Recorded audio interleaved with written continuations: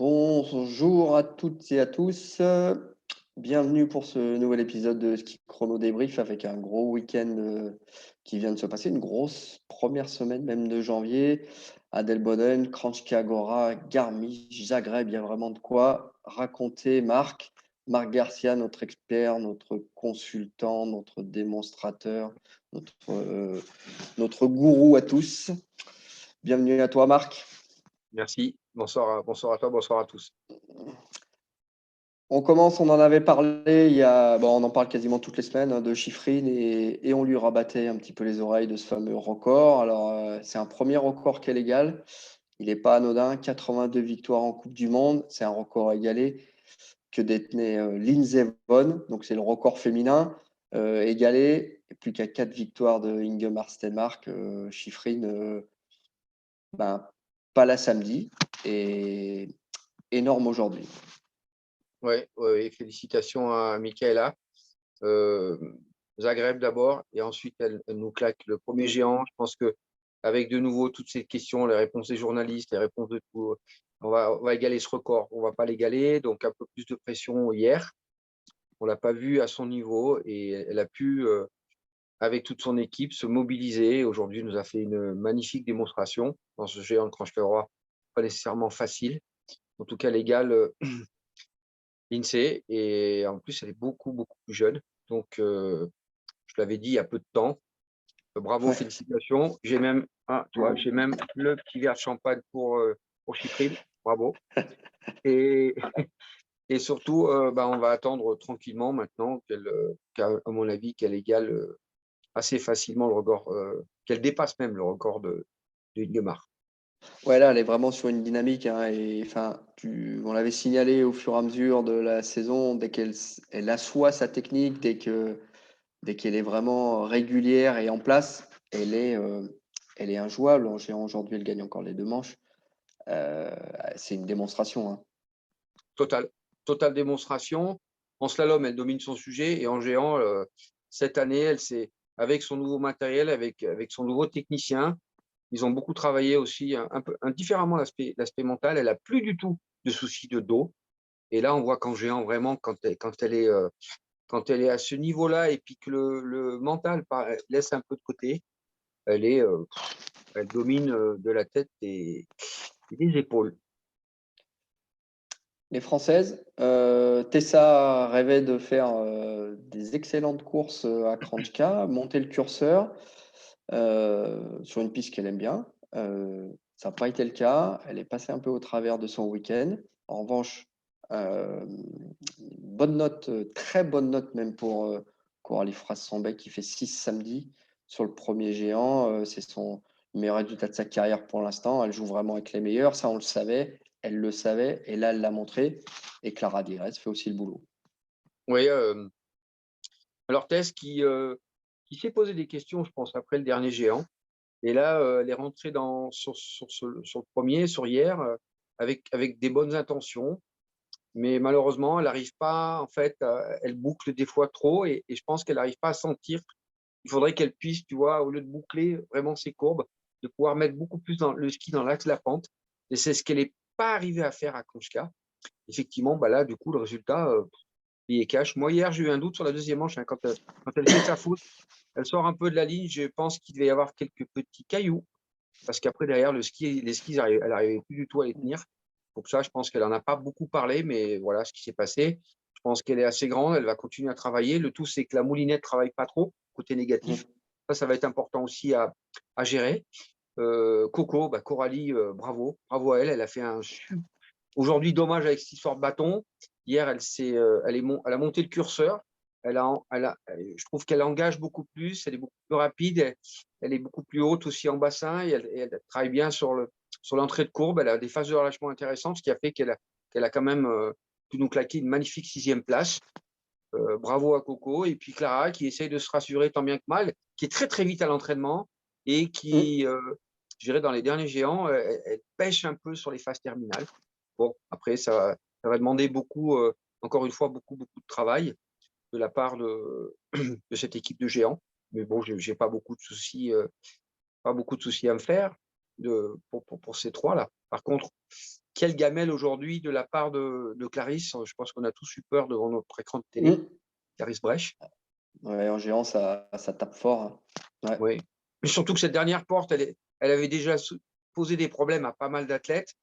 J'ai eu papa Eric, je l'ai appelé tout à l'heure au téléphone, qui m'a rassuré aussi. Donc, elle a pris un bon pet avec le masque sous l'œil. En même temps, elle a tapé la tête aussi en premier. Donc, elle a 1 ou 2 points. Elle a l'œil bien fermé, hein. Elle a un beau cocard à l'œil. Ça l'avait bien sonné aussi au niveau de la tronche, au niveau de la tête. Bon, elle rentre. Là, elle rentre avec Jean-Noël Martin. Ils vont refaire des examens un peu complémentaires mardi, mais globalement, tout va bien. Elle souffre d'aucune douleur en dehors de tout ça. Donc, c'est plutôt c'est rassurant, très rassurant. Ok. Puisqu'on est au rayon des blessés, Marc, Ouais. Victor Muffajandet en géant, 7e de la première manche. On a retrouvé le vrai Totor et il s'en met une très grosse. Il tape la tête, il se fracture le nez, il se coupe la main. Il a donné des nouvelles, la Fédé en a donné, il vient d'en donner sur son compte Insta, il a été opéré de sa fracture du nez, tout a été remis en place. Il reste encore un gros point noir, son genou qui a aussi été touché, il va passer lui aussi des examens. On va dire que ça sent pas très bon.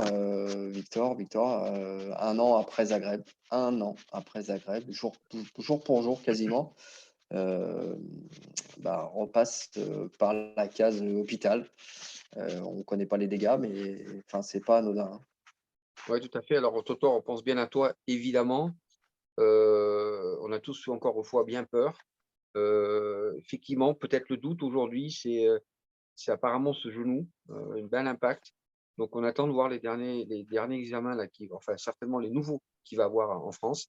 Mais c'est pas très très rassurant. Donc, bon, on croise les doigts parce qu'effectivement, manque de chance pour le coup, parce que il avait zappé, il s'est engagé, il était bien, il a fait une belle première manche, il est parti pour être bien. Et malheureusement, c'est le sport, c'est le ski, la gamelle. Et le tout, c'est que j'espère qu'il va pouvoir continuer la saison. Ouais, la liste des blessés français Ouais, s'allonge de course en course, hein. c'est vrai. On était inquiet pour Adèle Boden. On a longtemps cru que la course allait se faire dans des conditions délicates avec cette bande de neige. Finalement, la bande de neige, on l'a complètement oubliée. 25 000 spectateurs samedi pour le géant, presque 20 000 aujourd'hui pour le slalom. Une ambiance de fou, des Suisses devant. On a presque oublié qu'il n'y avait pas de neige à Adèle. Et encore un gros week-end. Et ça commence par un gros géant avec un gros Marco Odermatt. C'est vrai. Alors, tu parles d'Adèle Boden, j'ai appelé tout à l'heure Hans Pirenne, le druide de la neige, le druide de la préparation des pistes. On est de la même génération, donc j'ai appelé Hans. J'ai expliqué que depuis le 31 décembre, ils ont commencé à travailler sur la piste. Vu les conditions qu'ils avaient à l'époque, ils avaient déjà mis du sel à l'époque. Jeudi dernier, une période de froid, ils ont réinjecté par-dessus, travaillé dessus. Alors, Hans n'était pas le chef de course, c'était le superviseur de tout ça. Ouais. En tout cas, bravo, ils ont vraiment fait un travail de dingo. Et quand on a des experts à ce niveau-là, bravo, félicitations encore une fois à Hans et toute l'équipe d'Adèle Boden. Et légitimement, et quel spectacle en Suisse.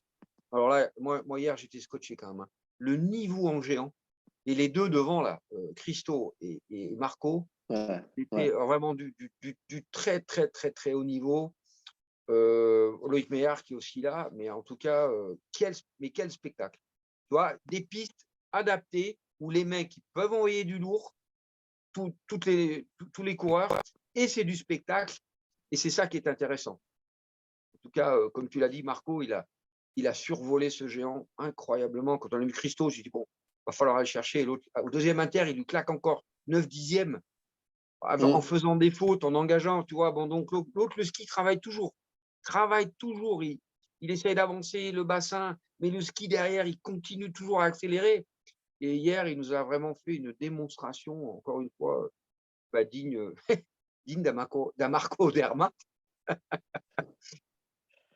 Ouais, et aujourd'hui, eh ben, les Norvégiens on a envie de dire les jeunes Norvégiens. C'est quand même ce fameux duo de l'année 2000, hein, Lucas Braten, on a l'habitude de voir devant. Atle Magras, on sait qu'il a beaucoup de qualité, beaucoup de talent. C'est un petit peu moins régulier, mais les deux sont devant une foule considérable. Les deux gamins, on va dire, bah, ils sont là. Christo, il passe à travers dès la première manche, et les deux Norges, eh ben, ils sont au premier plan. C'est assez. Enfin, alors toujours avec le même style, hein. C'est de l'engagement, mais de toute façon, à ce niveau-là, en technique, même partout, hein, s'il n'y a pas d'engagement, il y a pas de performance.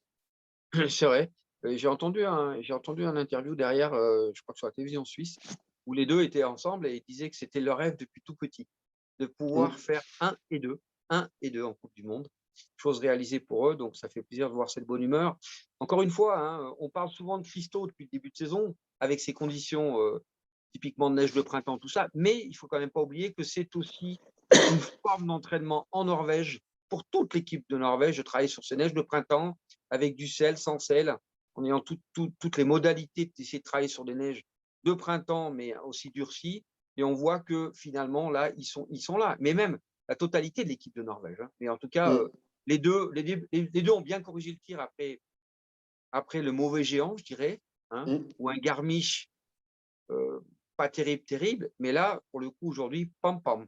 Ils ont remis la gomme, les deux là. Ouais.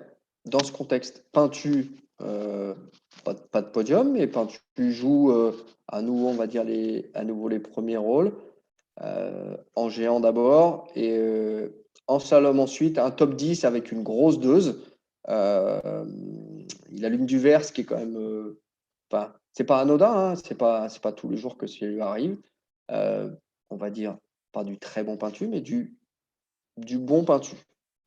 Ouais, du Peintu qui stabilise son ski et surtout stabilise sa confiance. Et c'est ça qui est important à retenir aujourd'hui, c'est qu'au géant, bah, évidemment, il aurait aimé être plus près des deux, mais derrière les deux là, il y a un groupe. Il y a un groupe, tu peux être 3, 4, 5, 6, il y a un groupe quand même. Il y a un peloton derrière, qui est juste derrière. Et donc, il a toutes les raisons d'être satisfait de son matériel. Il l'a dit, tout fonctionne bien en géant maintenant. Il se rassure aussi en slalom. Il arrive à claquer des belles manches sur des formats de tracés qui lui correspondent mieux. Donc, il est vraiment dans un état de travail et de confiance absolue, en espérant que tout va pouvoir monter tranquillement en vue des championnats du monde. Voilà ce que je pourrais dire sur Peintu. Ouais, alors, on attendait. Enfin, devant, on parlait là des deux petits jeunes, des deux jeunes Norvégiens là en slalom. Il y en a un qui devait clairement être devant, qui était parti quand même pied au plancher, parti pour, on va dire, casser la première manche. Clément Noël. Bah, Clément Noël, il a refait du Clément Noël. Zéro, enfourché comme à Val d'Isère, comme à Madonna. On pensait que bah, Garmisch, avec son podium, il allait retrouver toute la confiance et tout. Alors la confiance, il l'avait, hein. Il est encore sorti en étant rapide, comme à Madonna. Il était là, sauf que bah, c'est encore un nouveau zéro, hein. Problème Clément Noël. Alors là, ça va travailler au niveau de la casquette, hein, au niveau de la tête, certainement. Alors aujourd'hui, Christo se met au tapis rapidement, hein, on le voit, Mm, ce qui est pas du tout dans son habitude, mais surtout Clément est presque défavorisé de partir d'eux, à mon avis, pour avoir le retour d'information sur ces deux trois portes dans le mur. On a vu que mm. au tout début, il n'était pas le seul, Clément, à faire des fautes. Lui, il sort, mais il n'était pas le seul. Et ben c'est comme ça. C'est la loi du sport, c'est la loi des deux stars. Il peut avoir des regrets, évidemment, et je pense qu'il va en avoir. Le tout, c'est de savoir qu'est-ce qui va.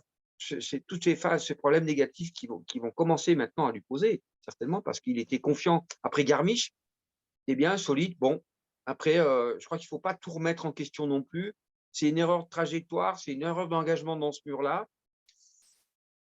Je crois qu'il ne faut pas en faire un vélo non plus. Et je crois qu'il Mm. faut qu'il continue à travailler comme il l'a fait et ce qui lui a permis d'aller vite et d'être là à Garmisch. Je crois que pour les prochaines courses, on va dire Wengen, Bulch, Lanming, il faut, à mon avis, qu'il continue dans la même idée avant Garmisch et qu'il avait là à Delboden. C'est mon avis. Mm. On l'a vu à Garmisch, il était plutôt performant. justement, Garmisch, justement Zagreb chez les filles, Marc, est-ce qu'on devait faire courir à Zagreb et à Garmisch? Ah, c'est pas toujours facile. Ouais, en tout cas, les 2 courses ont eu lieu. Moi, j'ai trouvé qu'à Zagreb, on va parler des filles d'abord, je les ai vues, hein, ils ont arrosé avec la lance incendie, ils ont balancé du sel et ça a pu se faire tant bien que mal. La piste, elle a tenu ce qu'elle a tenu. Bon, à discuter pour l'avenir par rapport à ces conditions de neige. Bon, moi, Chiffrine était là, les meilleurs étaient encore là et à Garmisch. Alors quand j'ai eu Loul au téléphone, le technicien de Ramon qui me disait: «Putain, alors là, c'est incroyable, ils remettent de l'eau, ils remettent, l'ammoniac et on ne sait pas comment ça va tenir». Et effectivement, c'était un peu le jackpot. Alors pas pour les meilleurs, parce qu'on en a parlé hors antenne tous les 2. Mhm. C'était alors les mecs derrière pour rentrer Walou, hein, c'était compliqué. Alors c'est peut-être ça qu'il faut effectivement discuter, mais en tout cas, ils ont essayé de faire le maximum pour préparer la piste. Mais encore une fois, et je te l'ai dit, les meilleurs sont là. Parce que Mhm. Christo, il nous claque une 2e manche de Maboul aussi, à Ouais. Garmisch. Donc Ouais, non, tout en maîtrise, ouais. Tout en maîtrise dans des conditions. Enfin, c'était un chantier et il a maîtrisé, hein. complètement.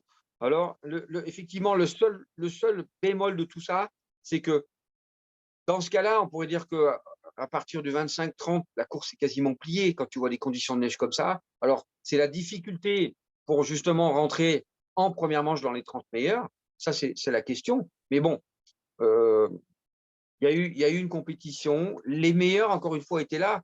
Alors, mais qu'est-ce qu'on peut faire derrière? Ça, moi, je suis pas le grand Manitou, j'ai pas la boule de cristal, je sais pas, mais en tout cas, c'était pas si désagréable à voir ce qui est ces gars-là. Simplement les conditions de neige effectivement qui étaient compliquées pour tous ces athlètes, Ouais, ouais, c'est compliquées. compliqué. Et justement, ça permettra de finir là-dessus parce que on n'en avait pas parlé. Il y a un gros dossard français qui est rentré. C'était à Adèle, c'était en géant. Léo Wangno avec le 61 qui prend sa première qualif, qui a joué vraiment, qui a joué avec les meilleurs. On sait qu'il a le niveau technique en géant et en slalom. Il avait été même appelé à la dernière minute pour remplacer Victor dimanche en slalom à Adèle. Et en géant, on savait qu'il avait qualité, un podium en Coupe d'Europe. On sait qu'il va vite. Lui, il veut vraiment monter dans les 2 disciplines, c'est ce qu'il a toujours dit, hein. Il était plutôt géant, il est devenu un peu slalom. Les 2 lui vont, voilà. Heu et puis il a fait un gros coup, hein. Ouais, c'est seulement celui que Muriel, sa maman et bravo, je l'avais vu à Courchevel, la veille. En tout cas, c'est celui qui fait la course du jour quand même, hein, en partant Ouais, 61 ou 62, 61. Ouais. 16e, heu, c'est vrai qu'il fait la course, il fait son ski tranquillement, à son niveau, donc et alors là, pour le coup, c'est pas le fait d'être dans les 30, c'est qu'il rentre et il est pas loin des 15, il est 16. Donc ça va le mettre en confiance et ça va mettre en confiance, je dirais presque ses collègues, ses jeunes aussi à côté qui s'entraînent avec lui, qui sont là, hein. Donc c'est bien, bah, félicitations à lui, félicitations à ce groupe de Coupe d'Europe qui travaille et on est effectivement ravis que, ben, il y a pas que Totor, que Pintu, que Mathieu, mais que ça puisse rentrer derrière. Alors effectivement, maintenant, il va falloir, bah, il y a des géants et je crois qu'il y en a plus beaucoup, beaucoup, malheureusement pour lui, là, avant les championnats du monde, en termes de coupe du monde. Mais félicitations à lui, tu viens de le préciser. Chapeau Léo. Ouais. On va dire que c'est un gars sympa, hein, mais bon, ils le sont globalement tous, donc on va pas non plus, on n'a pas de chouchou, hein. Non, non, mais Léo fait le boulot. Ce groupe Coupe d'Europe de Seb Brodier fait clairement le boulot. Loïc Van Parent sait qu'il va aussi vite que lui à l'entraînement. En Coupe d'Europe aussi, il fait aussi des podiums. Derrière, ça pousse. Diego Recchioni, Garlin Favre en géant. Ça pousse, ça bosse. Step by step, Léo a vraiment fait un gros coup. Voilà, il a su saisir sa chance. Il a l'habitude de courir dans des conditions difficiles désormais en Coupe du Monde, parce qu'il a l'habitude des gros dossards et c'est ce qu'il faut faire. Il l'a fait en slalom avant de sortir, hein. Il accepte de prendre le trou, il accepte bah voilà, d'être guidé par la trace, sans en rajouter, sans couper. Enfin, il respecte les fondamentaux des gens qui ont des gros dossards.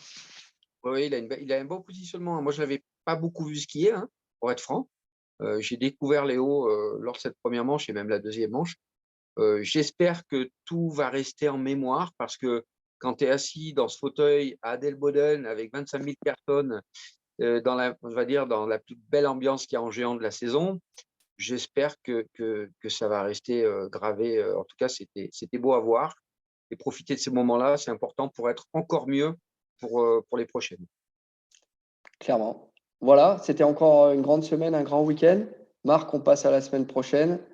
Saint-Antoine chez les filles, en mode vitesse.